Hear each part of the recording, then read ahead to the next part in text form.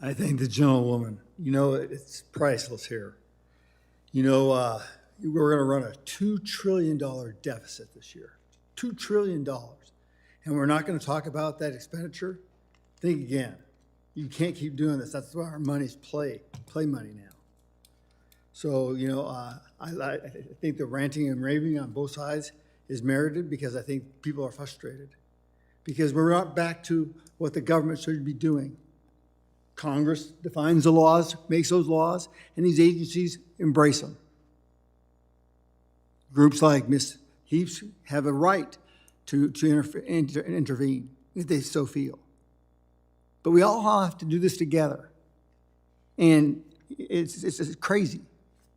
Now, when you look at this $2 trillion deficit, how much was it that was done in regards to the military? Here's a military that can't find 60% of its assets. Does that sound like something you want to throw a bunch of money at? Not me. I think every dollar that comes to the forefront should be accountable. You know, I mean, determining that aspect to have it done. So I don't care for the grandstanding.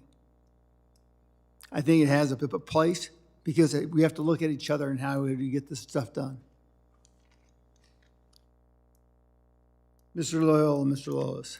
Lewis, when you talk about these green infrastructure projects, tell me how this worked with the Trump administration working collaboratively versus the Biden administration. Why was there so much more done during the Trump administration than the Biden administration? Chairman Gosar, during the Trump administration, you know, I think it's fair to say that attitudes towards renewable energy within the administration ranged from agnostic to hostile. But the president was very committed to efficient government processes, and especially very committed to cutting red tape and to making agency processes work efficiently. An important part of the One Federal Decision process was not just timelines and page limits, but also an accountability system that was developed and managed jointly by the Council on Environmental Quality and the Office of Management and Budget that held the agencies to report cards and brought up to the principals level, to the cabinet officer level, projects and processes that had fallen behind their published schedules. And in my opinion, it was this entire system of expedited procedures, added resources to expedite those procedures, and crucially, the accountability system that was put in place by OMB that increased the rate of permitting across NEPA reviews generally. And as a result, because renewable energy projects tend to be, for a variety of reasons, NEPA intensive, it emerged, not as an objective of the policy, but as a byproduct of the policy, that the renewable energy sector was an enormous beneficiary of the Trump-era reforms. So let me intervene there. I thought my understanding was agencies in the Obama era actually looked at corridors that were actually pre-selected sites for these green energy. Is that true, and why did that not play a big part?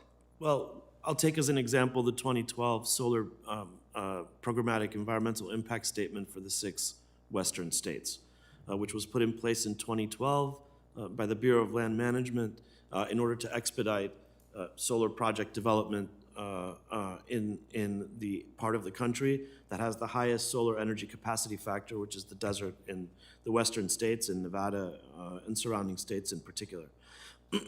They divided up the geographic area into solar energy zones, solar energy no-go zones, and then variance areas.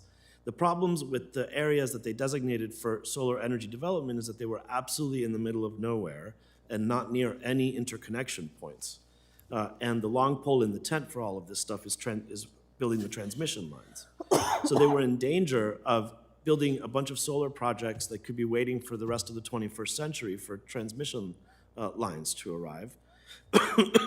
And as it turned out, when private developers started coming in and trying to develop solar projects under this scheme, they realized that the only feasible places to get a return on investment and get a solar project interconnected to the grid was within the variant zones. And the variant zones basically dialed everything back. Instead of having a programmatic permit where you could batch permit all of this whole group of solar projects, now you were back to square one with the same NEPA process that you had before. And so that was one of the instances where just not looking at it enough from, I think the failure there was to not look at it enough from the business people's point of view who actually have to develop these projects and try to figure out where it would make sense to develop them. That's wonderful. I'm just going to ask you real quick, going down the line. What was the one question you wanted asked today? It wasn't asked, and what's the answer? We'll start with you, Mr. Loyola. What is the most important thing? No, what was the question you wanted most to answer? So I'll say what is the question, and then what is the answer? Sorry, I'm trying to get out of this. Is suddenly Jeopardy. But I'm trying. So the question is, what is the most important thing that Congress can do to reform the NEPA process? And the answer to that question, and after conducting a study of how other countries do environmental review and permitting, is that I think the time may have come for Congress to consider and start studying a general consolidation of all of the environmental laws in a single statute, as the Netherlands and Denmark have done, which would consolidate all permitting within a single permitting agency with a single permit application and a single predictable timetable for projects of national importance that would still retain enforcement and regulation within the agencies that exist today. Ms. C?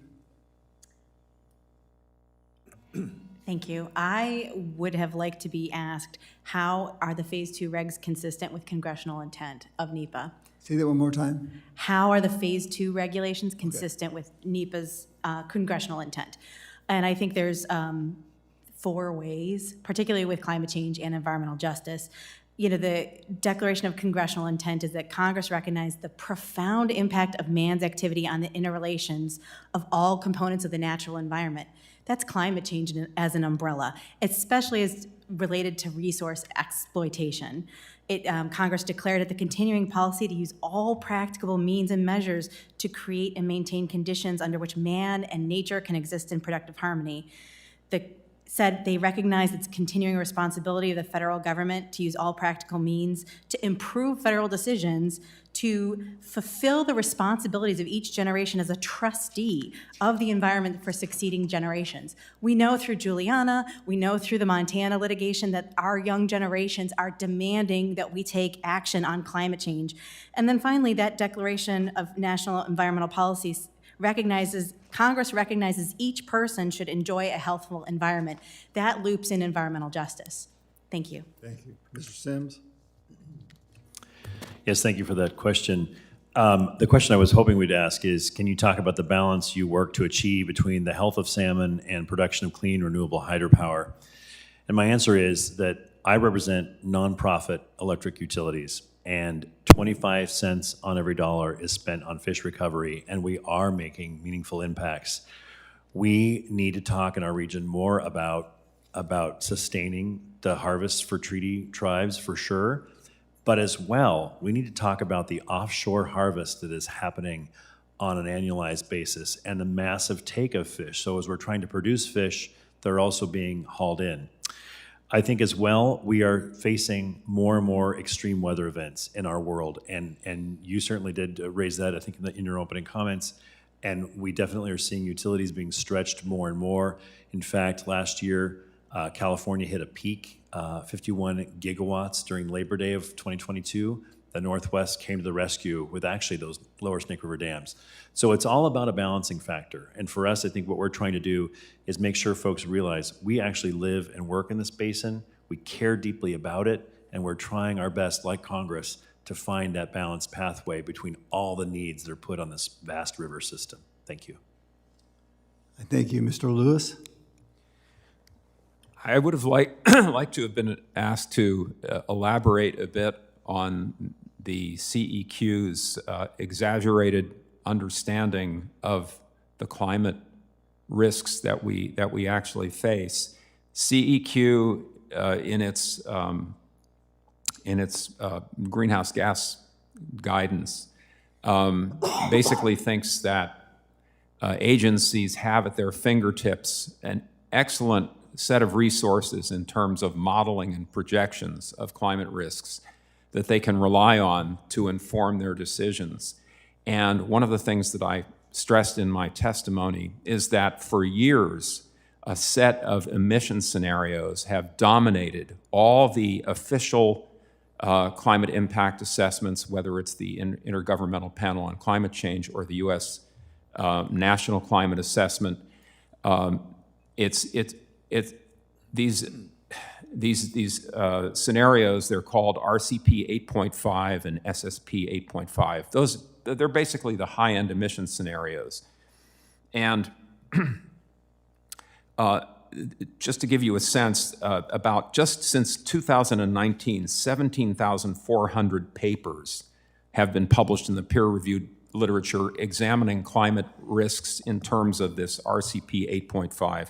Now, it turns out that the latest information shows that this emission scenario, which is the dominant scenario for years now, or more than a decade, exaggerates the likely quantity of carbon dioxide emissions in the global economy by more than double by the year 2050 and by more than 5 times by the year 2100.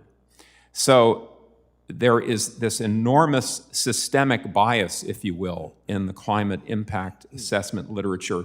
And I don't think that CEQ is aware of any of this. They certainly don't take notice of it. There are newer scenarios that are much more realistic, including those produced by the organization Resources for the Future, and then the International Energy Agency also. So anyway, there are some aspects to climate science there that I think they're completely missing. Also about the models that are used.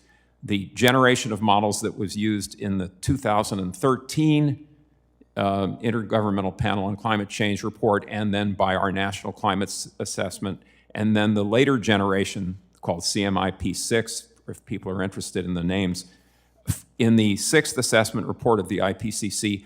All those models overestimate or hindcast more than about 2.5 times as much warming as has actually been observed in the tropical mid-atmosphere, the bulk atmosphere. So the practice in climate science has been to run inflated emission scenarios like RCP 8.5 with these overheated models, and then that becomes the consensus. And based on that consensus, people who are clever with words will elaborate a narrative of existential threat and crisis and emergency. And I think all of this really needs to be toned down and rethought at the highest levels of our government. Well, I thank you so very, very much. You want to put that in the record? Go ahead. Mr.